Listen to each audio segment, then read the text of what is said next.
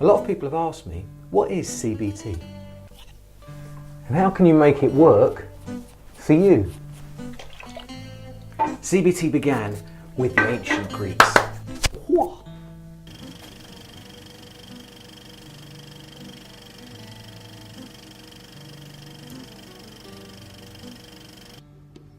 Lovely, cheers. Tickets, please. Thank you very much. We are now approaching London, which is our final destination. Then throw in some teachings of Buddha. And then add Albert Ellis's decatastrophizing philosophy. And that's what I call catastrophizing. So, put all those things together and what do you get? We believe that cognition, thoughts, sit at the top of the tree. And that thought then leads to a feeling or an emotion. And that feeling then leads to action, a behaviour. Therefore, we think that before anything happens, you have thoughts, but thoughts can be influenced also by feelings, so it can work the other way. And actions can influence thoughts, but actions can influence feelings, and feelings can influence action. All these things interact with each other. So what CBT promotes is that if you have healthy thinking, so for example, you realise that it's your view of things that influences the way you feel and the way you act, and then you change that view to be more flexible, more in line with Dr. Albert Ellis's decatastrophizing model, and more in line with Buddha's self-accepting model, then you start to have a healthier frame of reference. You have a healthier perspective on the world. And with that healthier perspective on the world, what CBT proposes is that you start to have healthier emotions, healthier reactions, and then you have healthier behaviour. And so CBT very carefully categorises what's healthy thinking, what's healthy feelings, and what's healthy behaviours. But how does CBT actually affect change? Well, let me show you by helping you understand a little bit about how the brain works. The brain is the most complicated, efficient computer known to humankind. It is made up of 100 billion brain cells called neurons, and each neuron can have up to 25,000 connectors, and these connectors are called synapses.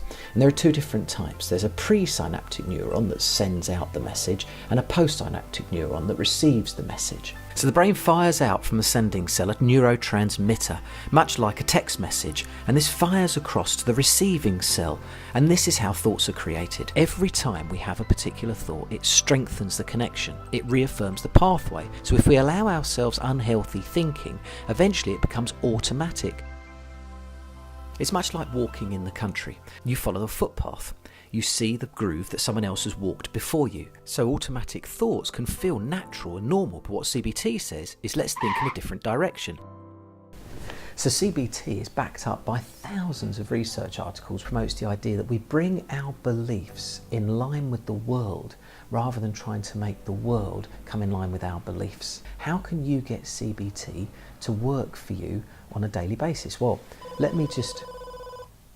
Sorry, that's my next client. I'll answer that question, how CBT can work for you, in a moment.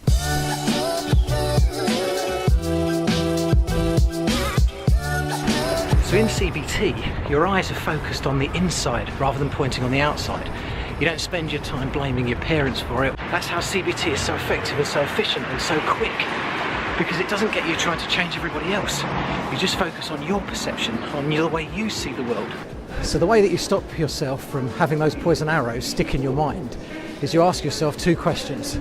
The first question is this: where's the evidence for this belief? Is there any truth in it? So you have to put on your scientist hat. The final question that you need to ask yourself is it helpful? Is it healthy? And then after that, what you need to implement is the healthy belief, and that's CBT. So it appeared that the Greeks had it right from the beginning. That it's not things that disturb us, but it's our view of things. No thanks. My clients always say to me that CBT is basically common sense therapy. So it might be worth going back and having a quick look at this vlog for a second time, just so you can get all the concepts. I've covered a lot of things very quickly, but I hope you've got them. If you have any comments, please add them and let me know on what subjects you'd like future vlogs on. But otherwise, above all things, always be good to yourself.